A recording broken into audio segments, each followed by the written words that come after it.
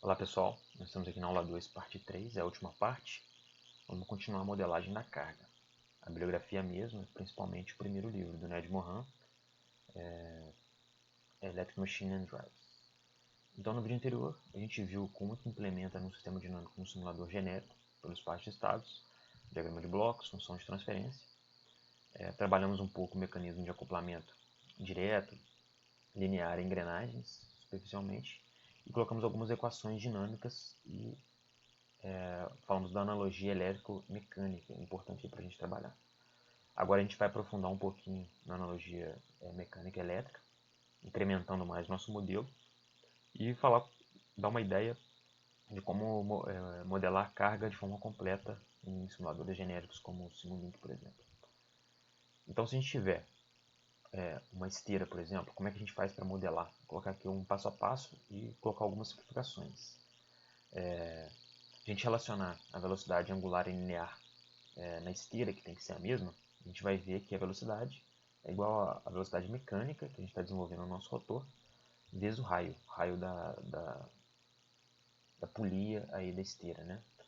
Se a gente descrever a equação da massa, a gente vai ver que a força que a gente tem que aplicar para movimentar a massa é igual à variação da velocidade vezes a massa da nossa carga, mais uma força de atrito ou uma coisa que a gente está modelando externamente. Né? Essa força que a gente está colocando aí no nosso motor, ela está relacionada ao torque desenvolvido no motor elétrico. Né?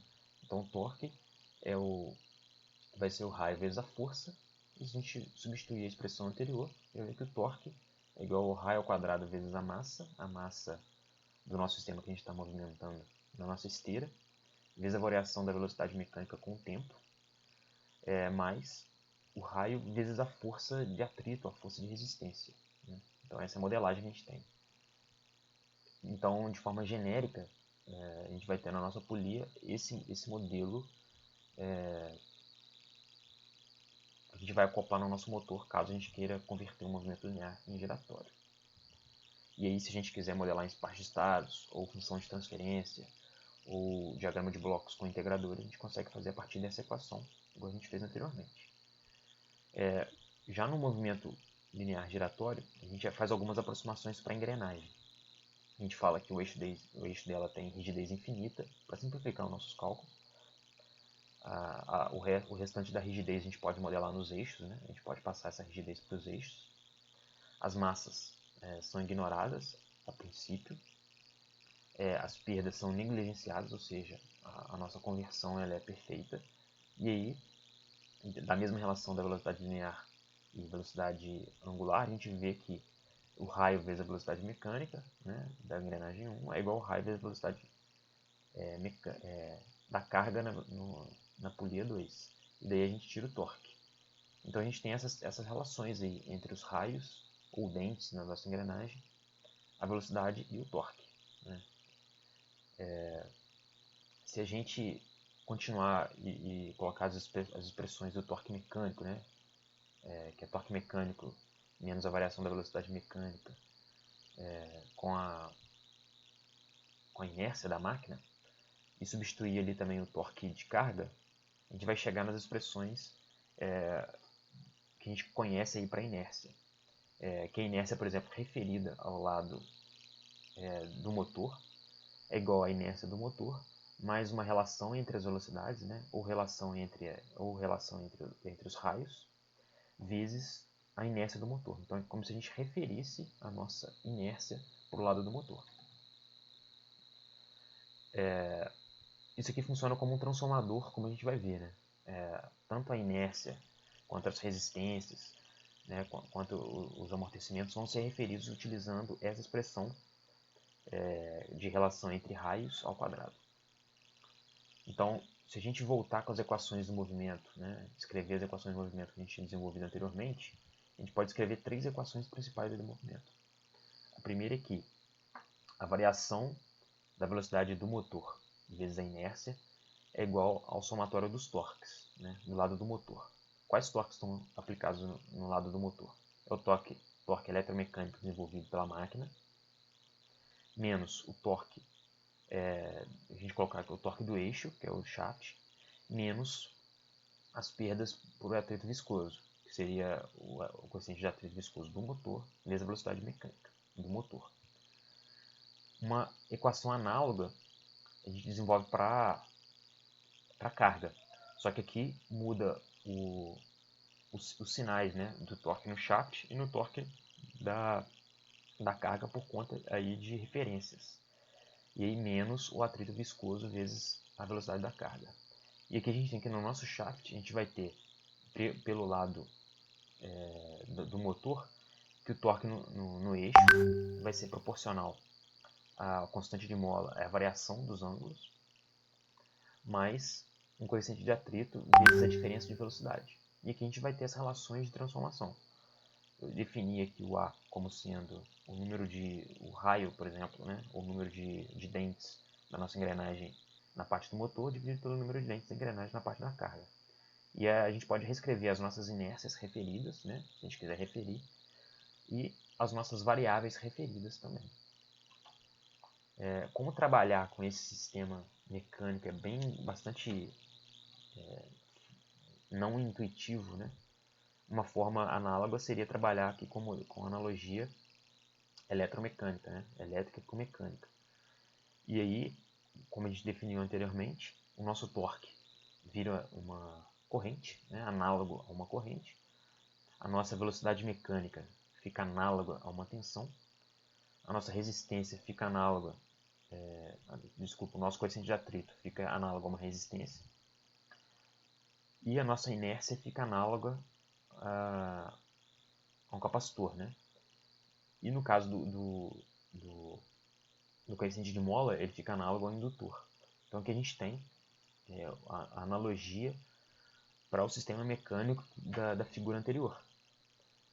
A gente vai ter aqui um transformador também, que faz essa conversão aí de torques e velocidades, né?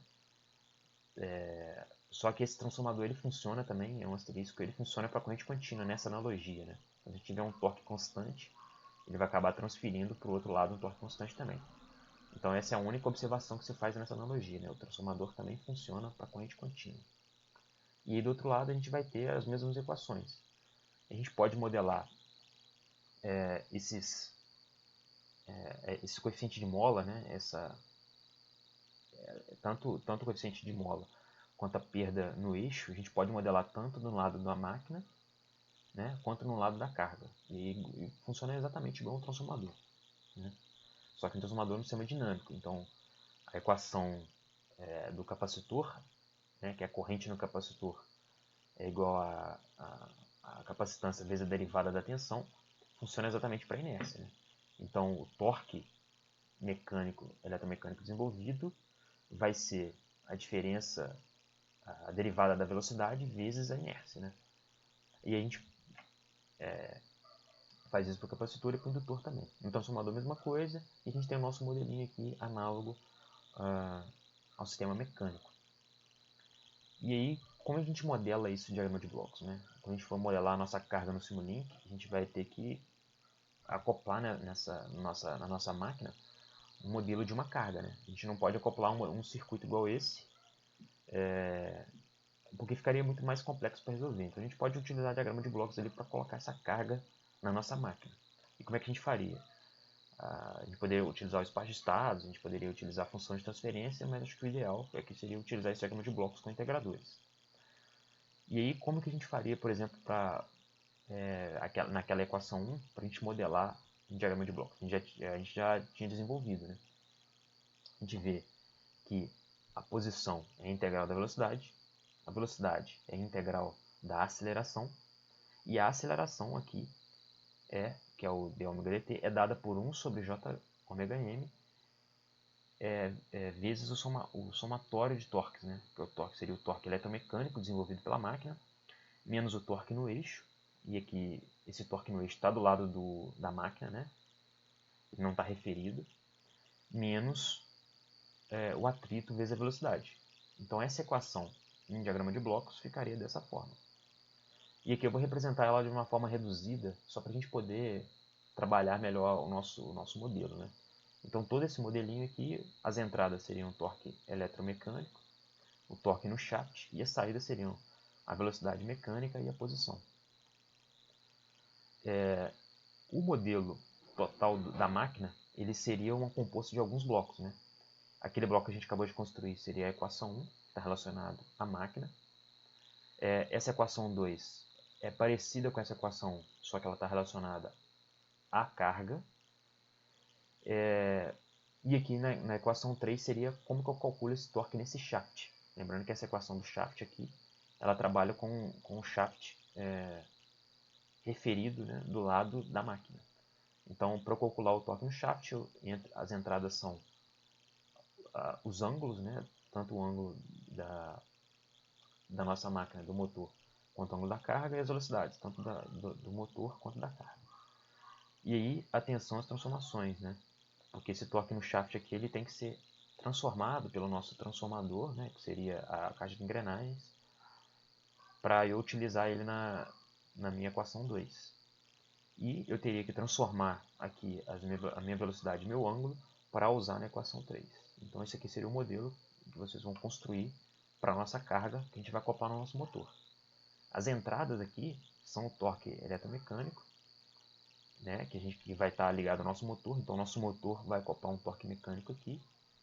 E a nossa carga a gente vai acoplar um torque mecânico aqui também, né?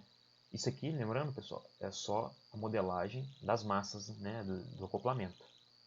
Lembrando que o torque da carga a gente não modelou ainda, né? Esse torque da carga a gente vai modelar através daquela curva que a gente viu lá no vídeo 1. Então a gente vai ter o nosso sistema mecânico aqui completo. Então aquele bloco grande separado lá vai ser esse modelo mecânico. A entrada vai ser o torque elétrico da máquina. A saída que eu posso ter o torque da minha máquina também, né, como saída aqui. Mas eu utilizei o torque da carga aqui para entrar nessa equação que a gente vai descrever da nossa carga, que pode ser de torque constante, potência variável. E aí a partir daí eu vou ser um torque.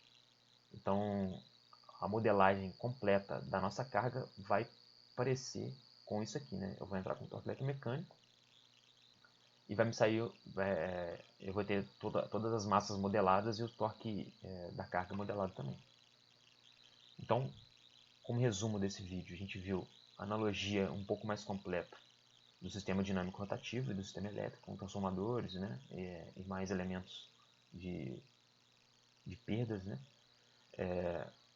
Vimos o modelo completo de diagrama de blocos da carga e vimos como incluir essa curva de torque e velocidade no modelo, né, que foi esse último slide.